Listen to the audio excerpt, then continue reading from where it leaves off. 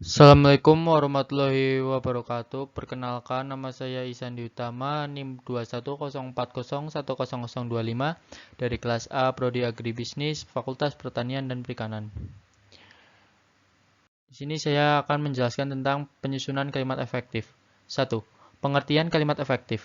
Kegiatan berbahasa baik berbicara maupun menulis atau mengarang pada umumnya bertujuan untuk mengungkapkan fakta, perasaan, sikap, pikiran, dan keinginan secara jelas dan efektif. Untuk menyampaikan hal tersebut, diperlukan kemampuan menyusun kalimat efektif, yakni kalimat yang dapat mewakili gagasan yang disampaikan oleh pembicara atau penulis, maupun kalimat yang dapat membangkitkan daya imajinasi pada pendengar atau pembaca. Kalimat efektif merupakan kalimat yang dapat mengungkapkan gagasan pemakainya secara tepat dan dapat dipahami secara tepat pula. Dengan kata lain, kalimat efektif adalah kalimat yang dapat mengungkapkan gagasan pembicara atau penulis secara tepat dan dapat dipahami secara tepat serta dapat membangkitkan daya imajinasi pada pendengar atau pembaca. Penyusunan kalimat efektif dapat dilakukan dengan memperhatikan persyaratan sebagai berikut. A. Kesatuan pikiran. Setiap kalimat yang baik hendaknya mencerminkan kesatuan pikiran atau mengandung gagasan yang tunggal atau mengandung satu ide pokok. Dalam pembentukan kalimat, tidak terdapat bagian kalimat yang mengganggu kesatuan pikiran atau menumpuknya beberapa gagasan. Bila terdapat beberapa gagasan yang akan disampaikan, sebaiknya disusun dalam beberapa kalimat atau digabung menjadi kalimat majemuk. Contohnya, 5.1 Soinah menunaikan ibadah haji ketika masih menjadi mahasiswa. 5.2 Soinah masih menjadi mahasiswa ketika menunaikan ibadah haji. Di kalimat 5.1 berasal dari dua gagasan, yaitu 5.1a Soinah menunaikan ibadah haji, 5.1b Soinah masih menjadi mahasiswa. Agar kalimat tersebut menjadi lebih efektif, kedua gagasan tersebut digabungkan menjadi kalimat 5.1 dengan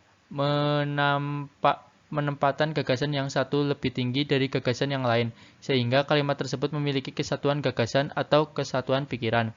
Pembentukan kalimat semacam itu disebut pembentukan kalimat majemuk bertingkat, yakni dengan menempatkan klausa yang satu menjadi bagian dari klausa yang lain, yakni klausa yang menyatakan gagasan. 5.1b ketika masih mahasiswa sebagai keterangan bagi klausa 5.1a. Demikian pula kalimat 5.2 terdiri dari dua gagasan, yaitu 5.2a. Soinah masih menjadi mahasiswa dan 5.2b. Soinah menunaikan ibadah haji. Klausa 5.2a sebagai klausa utama, sedangkan klausa 5.2b sebagai klausa bawahan. B. Kepaduan. Yang dimaksud dengan kepaduan atau kohesi ialah antara bagian kalimat yang satu dengan kalimat yang lain. Hubungan tersebut mencakup hubungan yang jelas antara subjek dan predikat, hubungan antara predikat dengan objek, serta dengan keterangan yang menjelaskan unsur pokok tersebut. Hubungan antar bagian yang kohesif atau padu menciptakan kesatuan pikiran. Hubungan yang menciptakan kesatuan pikiran atau kesatuan makna kalimat disebut pula koherensi.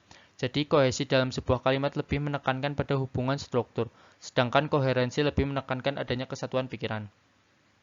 Contoh, bagi mahasiswa yang belum membayar SPP supaya segera melunasi di Biro Keuangan. Sesuai dengan usul tersebut, mengharapkan agar ada kesamaan pendapat dalam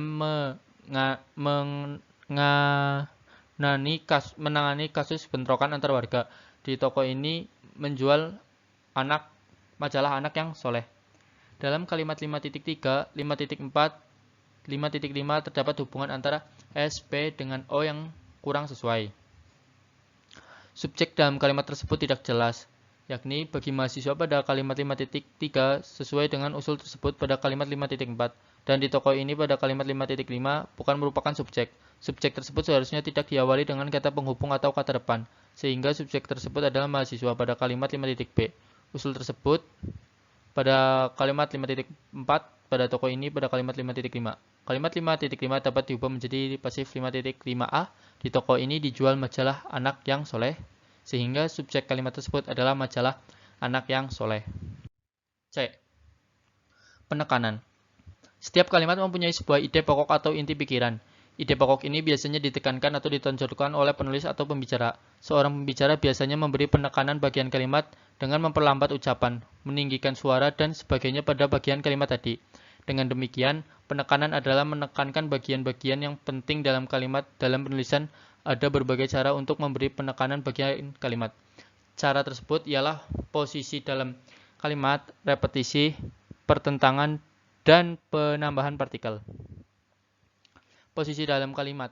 Penekanan suatu bagian kalimat dapat dilakukan dengan menempatkan bagian kalimat yang penting tersebut pada awal kalimat.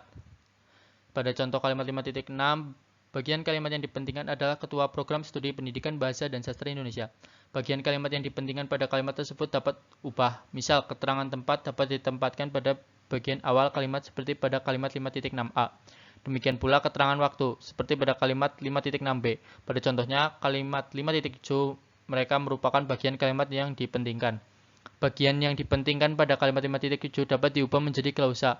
Keterangan ketika anak-anak masih kecil ditempatkan pada bagian awal kalimat seperti terlihat pada kalimat 5.7a. Contoh, 5.6a di Auditorium UWAH Islam, Kamis pekan lalu Ketua Program Studi Pendidikan Bahasa dan Sastra Indonesia membuka Seminar Nasional Bahasa dan Sastra Indonesia. 5.6b, 5.7, 6b, Kamis pekan lalu Ketua Program Studi Pendidikan Bahasa dan Sastra Indonesia membuka Seminar Nasional Bahasa dan Sastra Indonesia di Auditorium UWAH Islamiyah Kamis pekan lalu. 5.7, mereka berkunjung ke rumah kami ketika anak-anak masih kecil. 5.7a, ketika anak-anak masih kecil, mereka berkunjung ke rumah kami. 2. Repetisi. Repetisi atau pengulangan bagian kalimat digunakan untuk memberi penekanan bagian yang penting. Pengulangan bagian-bagian kalimat biasanya dalam deretan rincian gagasan. Penekanan dengan pengulangan bagian kalimat terdapat kalimat berikut. Contoh 5.8. Hujan asam. Meningkatnya kebisingan udara, meningkatnya suhu udara, terjadi kabut tebal, serta meningkatnya gas beracun di udara. Kesemuanya itu menyebabkan kerusakan ekosistem di udara. Program laut atau ProLabir merupakan suatu strategi pengendalian pencemaran udara, baik pengendalian terhadap sumber pencemaran maupun pengendalian lingkungan secara umum. 3. Pertentangan. Untuk memperjelas gagasan dalam kalimat, kalimat dapat disusun dengan mempertentangkan gagasan yang satu dengan yang lain. Pada contoh di bawah, bagian kalimat kesadaran untuk disiplin di jalan raya tidak hanya dalam menjaga keselamatan diri sendiri dipertentangkan dengan juga untuk kepentingan pengguna jalan yang lain dengan menggunakan konjungsi tetapi. Contoh, kesadaran untuk disiplin di jalan raya tidak hanya dalam menjaga keselamatan diri sendiri, tetapi juga untuk kepentingan pengguna jalan yang lain. Lalu, keberhasilan anak itu dicapai bukan karena kepandaiannya, kecerdasannya, melainkan karena ketekunan dan ketelitiannya. D. Paralelisme. Paralelisme atau kesejajaran adalah pengembangan paragraf dengan cara menyejajarkan gagasan yang sederajat dengan menggunakan kelas kata atau imbuhan yang sama. Pada kalimat 5.15, urutan gagasan rincian dikemukakan dengan menggunakan kelas kata yang sama, yakni jalanan, sampah, aroma, penataan dinyatakan dengan kelas kata benda. Pada kalimat 5.16, urutan gagasan dinyatakan dengan kelas kata verba dan dengan afiks yang sama, yakni membawa, mengenakan, mengurangi. 5.15, tempat pertemuan orang-orang yang bekerja sebagai pedagang dan konsumen atau pembeli itu menyandang citra negatif, yakni mulai dari jalanan becek, sampah berserakan, aroma tidak enak, penataan barang tidak teratur, area parkir sempit, hingga neraca keuangan amburadul. 5.16, kedisiplinan perlu dikedepankan mulai dari membawa surat-surat kendaraan, mengenakan alat keselamatan, dan tak mengurangi kelengkapan kendaraan. D. Kesimpulan. Kalimat efektif adalah kalimat yang dapat mengungkapkan gagasan pembicara atau penulis secara tepat dan dapat dipahami secara tepat, serta dapat membangkitkan daya imajinasi pada pendengar atau pembaca. Penyusunan kalimat efektif dapat dilakukan dengan memperhatikan persyaratan sebagai berikut. 1. Kesatuan pikiran, lalu kepaduan atau koherensi, pengembangan kalimat. Kalimat efektif dapat dikembangkan melalui beberapa cara, di antaranya kesatuan pikiran, kepaduan, repetisi, penekanan, variasi penempatan bagian kalimat, pertentangan, penggunaan partikel lah, kah, dan pun, serta paralelisme atau kesejajaran. Kepaduan atau kohesi ialah antara bagian kalimat yang satu dengan bagian kalimat yang lain. Hubungan tersebut mencakup Hubungan yang jelas antara subjek dan predikat. Hubungan antara predikat dan dengan objek serta dengan keterangan yang menjelaskan unsur pokok tersebut. Penekanan adalah menekankan bagian-bagian yang penting dalam kalimat.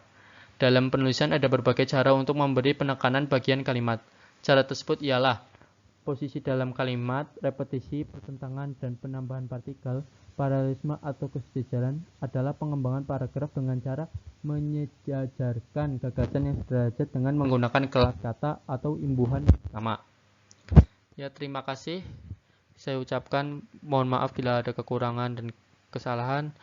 Wassalamualaikum warahmatullahi wabarakatuh.